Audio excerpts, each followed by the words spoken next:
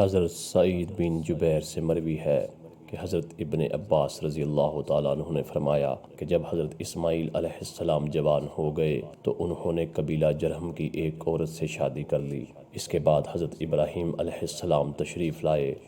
تو آپ نے حضرت اسماعیل علیہ السلام کو گر نہ پایا تو ان کی زوجہ سے دریافت فرمایا تو انہوں نے جواب دیا کہ ہمارے لیے رزق کی تلاش میں نکلے ہیں۔ پھر آپ نے ان کی زندگی کے بارے میں سوال فرمایا تو عرض کیا ہم بڑی تنگی اور سختی میں ہیں، اور آپ کو شکایت کی تو حضرت ابراہیم علیہ السلام نے فرمایا جب آپ کے شوہر آ جائیں تو انہیں میرا سلام کہنا اور کہنا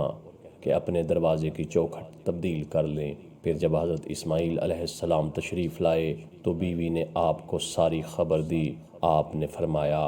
کہ وہ میرے والد مکرم تھے اور مجھے فرما گئے ہیں کہ میں تجھے جدا کر دوں، لہٰذا تو اپنے گھر والوں میں چلی جا۔